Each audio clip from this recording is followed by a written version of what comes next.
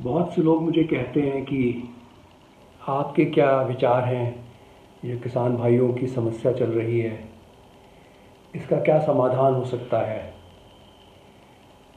तो इस विषय में मैं आज आपसे अपने विचार कुछ एक्सप्रेस करना चाहता हूँ। मैं क्या कहना चाहता हूँ वो ये है कि इससे आप हमारी इकोनॉमी पे क्या फ़र्क पड़ता है, पहले तो हम ये देखें। क्योंकि इकोनॉमी जो है देश की, उसी से देश चलता है, उसी से हमारा पेट पाला जाता है, उसी से जॉब्स क्रिएट होते हैं। तो हमारे जो अगर हम देखें कि हमारे जीडीपी जो है देश का ऑलरेडी लास्ट ईयर, क्योंकि कोरोना की वजह से और सब चीज़ों से स्लो डाउन हो गया है। और आप लोगों को मालूम ही होगा कि करीब करीब अगर 1% जीडीपी का लॉस होता है तो उसमें कम से कम 15 लाख नौकरियां जाती हैं, या अगर 1% जीडीपी की ग्रोथ होती है तो उससे 15 लाख जॉब्स क्रिएट होते हैं। अगर हम कोई भी आंदोलन करते हैं जिसकी वजह से हमारे प्रोडक्शन में, मैन्युफैक्चरिंग में, इकोनॉमी में डिसरप्शन होता है तो ऑटोमेटिकली हमारा जीडीपी ड्रॉप होता है। तो हमें इस बात का ध्यान रखना चाहिए कि जो भी हम ये सब चीज़ें हो रही हैं इसकी वजह से हमारा जीडीपी डाउन हो रहा है। और ये जो जीडीपी है इसकी वजह से हमारे जॉब लॉसेस हो रहे हैं। जीडीपी में कृषि का लगभग 14 या 15% योगदान है। तो 14-15% जीडीपी के लिए 50% हमारी पॉपुलेशन लगी हुई है। और यही कारण है कि इतनी गरीबी हमारे देश में है। 50% of the population of our country is contributing 14% to the GDP। और हमारे लिए आवश्यक ये है कि हमारे देश की इकोनॉमी बढ़े, जिसकी वजह से जॉब्स क्रिएट हों और हमारे भाई बच्चियां जो कि अभी गांव में रहते हैं, जिनके पास कृषि संबंधित सफिशेंट एनफ काम नहीं है, वो नौकरियों के लिए आसपास के शहरों में जाएं जहां पे उनको अपॉर्चुनिटीज़ बने, जॉब्स क्रिएट हों। और यही एक तरीका है जिससे कि हम अपने देश से गरीबी को हटा सकते हैं। हमारे देश में अभी जो हो रहा है इससे पॉलिटिकल पार्टीज़ बहुत फ़ायदा उठा रही हैं। ये भले कोई माने या ना माने, लेकिन ये चीज़ बिल्कुल साफ है कि पॉलिटिकल पार्टीज़ इसका लाभ उठा रही हैं। और यही पॉलिटिकल पार्टीज़ जो हैं, मैं किसी का नाम नहीं लेना चाहता, लेकिन ये पॉलिटिकल पार्टीज़ अपने हित के लिए बहुत हद तक इस मूवमेंट को सपोर्ट कर रही हैं और हमारे किसान भाइयों को गुमराह कर रही हैं। हमारे किसान भाई बहुत प्रिय हैं, मैं उनकी बहुत इज़्ज़त करता हूँ, वो हमारे अन्नदाता हैं। लेकिन जो उनकी समस्याएं हैं उससे अगर लाभ उठाकर कोई पॉलिटिकल पार्टीज़ अपना राजनीतिक लाभ देखना चाहें तो उसमें ना तो देश का हित है, ना ही किसान भाइयों का हित है। तीसरी बात, इस मूवमेंट की वजह से बहुत सारे असामाजिक तत्व जिनकी सपोर्ट विदेशों से आ रही है वो इसमें घुस रहे हैं। हमारे देश में डायरेक्टली या इनडायरेक्टली इस मूवमेंट की वजह से हमारे देश में असामाजिक तत्व आ रहे हैं, या उनके पेमेंट मनी जो भी है, संसाधन जो भी है, लेकिन इससे डेफिनेटली हमारे देश की सुरक्षा पे असर पड़ेगा। इस बात का ध्यान हम सबको होना चाहिए कि अभी ये जो हो रहा है इससे बहुत सारे नेगेटिव चीज़ें, नेगेटिव फोर्सेस, नेगेटिविटी बहुत क्रिएट हो रही है। और मैं जानता हूँ कि किसान भाई हमारे अन्नदाता हैं, मैं उनकी बहुत इज़्ज़त करता हूँ और मैं ये मानता हूँ कि किसान भाइयों की समस्याओं का समाधान होना ही चाहिए।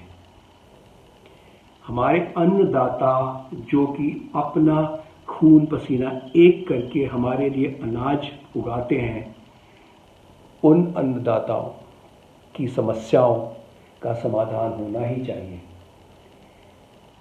लेकिन समस्या का समाधान कैसे होना चाहिए और क्या उसकी प्रक्रिया होनी चाहिए, किस मीन्स होना चाहिए, किस तरीके से होना चाहिए, ये देखने की बात है। सरकार को हमारी जो बीजेपी की सरकार है, एनडीए की सरकार है, वो मैं जानता हूँ कि वो सरकार बहुत अच्छी सरकार है। बीजेपी एनडीए ने बहुत काम किया है देश के लिए। ये लास्ट के जो 7 साल बीते हैं, इसमें बहुत सारा काम हुआ है देश के लिए। अगर आप स्वयं ही एक बार 10 मिनट के लिए बैठें और शांति से देखें कि इन 7 सालों में क्या काम हुआ है, तो आप ये देखेंगे कि बहुत काम हुआ है। इसीलिए सरकार की नीयत देश के लिए बहुत साफ है, बहुत स्वच्छ है। और इस चीज़ में मैं फर्मली बिलीव करता हूँ कि मोदी जी बहुत अच्छे इंसान हैं और बहुत बड़े देश प्रेमी हैं।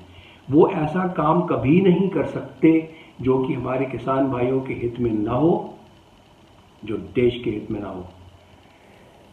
किंतु अगर किसान भाइयों को किसी भी फैसले से सरकार के आपत्ति है, जो कि उनके बहुत सारे वैलिड ग्राउंड्स भी हैं, तो उनको वो लोग सुलझाएं और एक प्रॉपर तरीके से सुलझाएं।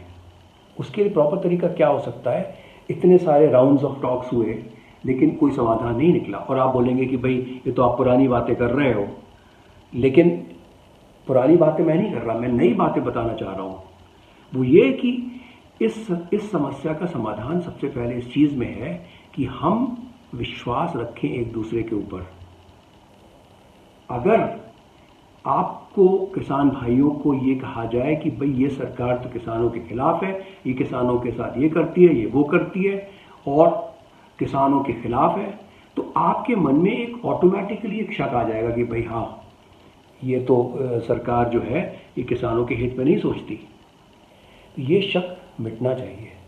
और अगर सरकार भी ये सोचे कि ये जो मूवमेंट है, ये पॉलिटिकल पार्टीज़, ऑपोजिशन पार्टीज़ इसको इंस्पायर कर रही हैं और इसकी वजह से वो नियत पे शक करें, तो वो भी सही नहीं है। तो सबसे पहली चीज़ ये है कि दोनों साइड्स को एक दूसरे पे शक नहीं करना चाहिए। हमें एक समस्या है किसान भाइयों की और उसका समाधान ढूंढना है। तो पहली बात यह है कि हम विश्वास रखें, हम सरकार के ऊपर पूरा विश्वास रखें कि सरकार हमारी देश के हित में काम करती है और देश के किसी भी वर्ग, किसान भाई हों या हमारे जवान हों या कोई भी हो, किसी भी वर्ग के भले के लिए सोचेगी और उनकी समस्याओं का समाधान करेगी।